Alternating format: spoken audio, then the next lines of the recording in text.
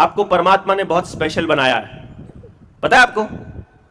और हर बच्चे को कुछ ना कुछ खास टैलेंट देके भेजा हुआ है। अभी आपने उस टैलेंट को देखा नहीं है, अभी आप उस टैलेंट को जानते नहीं हो, और आप उस टैलेंट को कभी नहीं जान पाओगे जब तक सिर्फ पढ़ाई करोगे।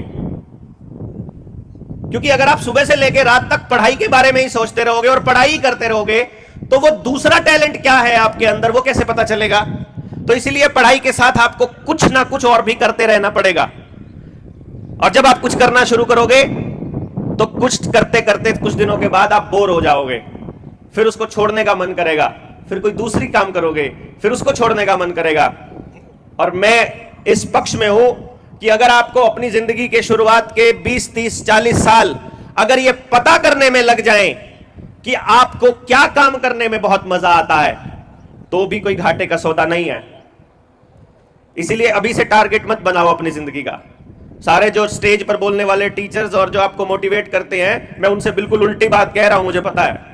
जो भी आज तक आप लोगों को बताया गया है कि बेटा एक टारगेट ले लो और उस टारगेट के ऊपर दिन रात मेहनत करो, दिन रात मेहनत करो और इतनी मेहनत करो कि तुम्हारी सफलता बोले, ऐसा आपको मोटिवेट करने वाले लोग बोलते हैं।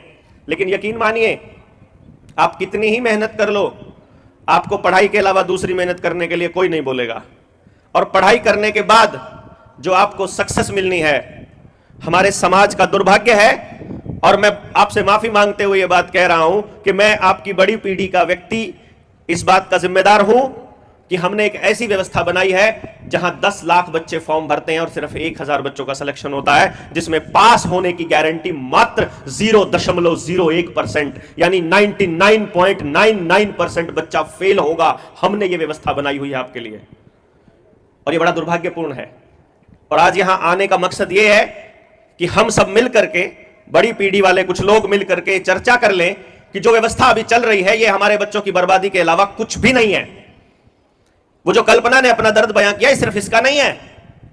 मैं 3 महीने रहा हूं कोटा में और ऐसे ऐसे संस्थानों के बीच रहा हूं और उन बच्चों को मैंने बहुत करीब से जाना है। अपनी रिसर्च के टाइम पर रहा था मैं ढूंढना चाहता था कि मां बाप ने इनको भेजा क्यों है और ये बच्चे यहां हैं क्यों, और इन जिन सेंटरों में भेजे उन सेंटरों में पास होने का परसेंटेज क्या है। 1% भी टोटल बच्चा पास नहीं होता है, 0.5% भी बच्चा पास नहीं होता है। 1000 बच्चों में कोई एक बच्चा जाकर के सेलेक्ट होता है, कोई 1000 बच्चों में, कोई कभी कभी 5-5 हजार बच्चों में कोई एक बच्चा। क्योंकि पूरे देश में जो सिलेक्शन रेट है कहीं पर भी किसी भी जॉब के लिए वो 1% से ऊपर का नहीं है।